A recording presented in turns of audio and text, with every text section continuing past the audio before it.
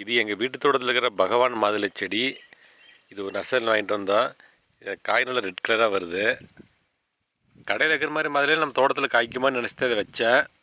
ஆனால் நிறைய பிஞ்சு பிடிச்சிருக்குது பாருங்கள். ஒரு செடியிலே கிட்டத்தட்ட 40 பிஞ்சு இருக்குது. நல்ல பிஞ்சு நல்லா ரெட் கலராக இருக்குது. டார்க் ரெட்டில் இருக்குது. இன்னும் பூ நிறைய இருக்குது. இது பாருங்கள், 4-5 பிஞ்சு ஒரே கொத்தாக இருக்குது. இது 50% காயாகவே மாறிடுச்சு.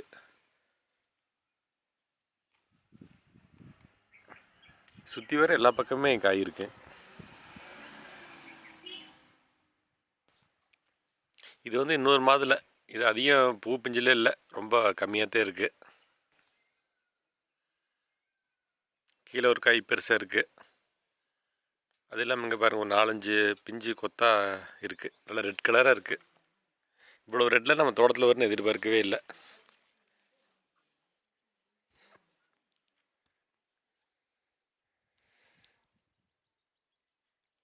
இது வந்து ஒரு தைவான் பிங்கிற கொய்யா.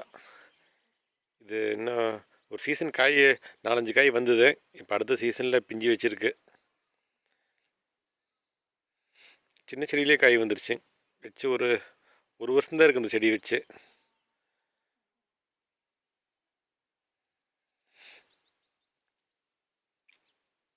அடுத்த சீசனுக்கு நிறைய காய் வந்துடும். கொஞ்சம் மரம் பெருசாகி காய் நிறைய வந்துடும். இது வந்து ஒரு சாத்துக்குடி செடி. தண்ணி இல்லாமல் வாடி இருக்குது. செடி பெருசாக வந்துருச்சு. இன்னும் காய வைக்கல. ஒரு வருஷம் ஆச்சு, இன்னும் காய வைக்கல. செடி வச்சப்போ இலை சுருட்டு நோய் மாதிரி நோய் வந்து செடி பெருசாக இருக்க ரொம்ப நாள் ஆச்சு. இப்போ தான் செடி நல்லா தளைஞ்சி வந்திருக்கு. அடுத்த சீசனில் காய் வச்சுன்னு நினைக்கிறேன்.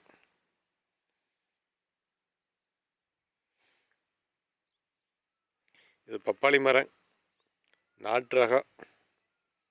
ஒரு 4-5 காய் பறிச்சிட்டேன். இப்போ ஒரு 4-5 காய் இருக்குது இந்த பழுக்கில். இது கீழே ஏதோ ஒரு பூசணி ரகமாக தர்பூசணியே தெரியல. ஒரு செடி முளைச்சி வந்திருக்கு. என்ன காயினே தெரியல எனக்கு. இது சீத்தாப்பழ மரம். இது வச்சுவிட்டு 1 வருஷம் ஆகுது. கொஞ்சம் என்ன பெருசாகலை. இந்த 1 வருஷம் 1.5 வருஷம் ஆக காய் பிடிக்கிறதுக்கு. இது அவரை செடி. கொத்தாக காய்ச்சிருக்கு. இங்கே பாரு, இங்கே ஒரு கொத்து காய்ச்சிருக்கு.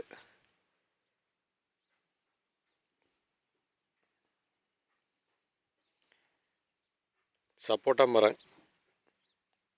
இது காய்க்கு வரல. 1 வருஷம் 2 வருஷம் ஆகும். லைட்டாக பூ வச்சுருக்கு. அந்த பிஞ்சியெல்லாம் பறித்து விட்டுருணும். இதை இப்போ காய் களவு பண்ணோம்னா செடி பெருசாகாது. இந்த பூவையெல்லாம் பறித்து விட்டுருணும். ஒரு 2 வருஷம் 3 வருஷம் ஆன செடியில் காய் விட்டிங்கனாத்தே காய் நல்லா திரச்சியாக வரும். சின்ன செடியிலே காய் விட்டிங்கன்னா செடி வராது. இது வாட்டர் ஆப்பிள். இது வெயிலுக்கு தாங்கலை, கருகி கிடக்குது. இதுவும் பெருசாகவே இல்லை. 1 வருஷம் ஆச்சு, ஆனால் பெருசாக. ஏதோ ஆரஞ்சில் ஒரு ரகம். என்ன எலுமிச்சை டேபிள் எலுமிச்சைம்பாங்க, அதான் தெரியல. நர்சரியில் கொடுத்தாங்க. இது என்ன ரகம்னு தெரியல. காய்ச்சாச்சுன்னு தெரியும். செடி சிறுசாக இருக்குது. இது ஒரு மேங்கோ. செந்தூராவை கேசரை சொல்லி கொடுத்தாங்க. நான் நிறையா மாமரம் எடுத்துகிட்டு வந்தேன். இல்லை என்ன வெரைட்டி எங்கே வச்சுன்னே மறந்துடுச்சு. இப்போ நல்லா புதுசாக தளிர் வந்திருக்குது. கொழுன்னு இருக்குது. காய் வைக்கல. இன்னும் ஒரு 2 வருஷம் ஆகும் மாமரம் காய் வைக்கிறதுக்கு. இது ஒரு டேபிள் ஆரஞ்சும்பாங்க, இஸ்ரேல் ஆரஞ்சும்பாங்க.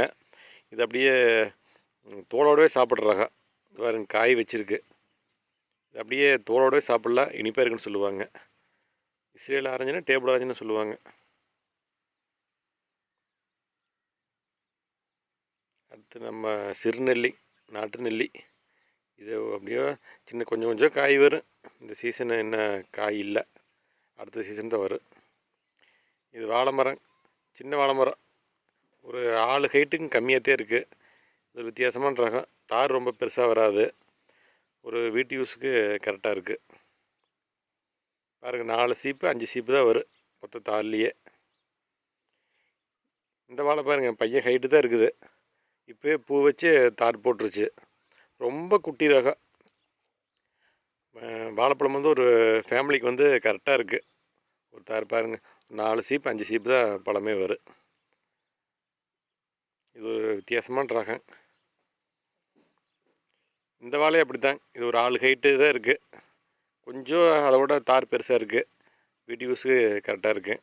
அடுத்த வீடியோவில் அப்டேட் பண்ணுறேன்.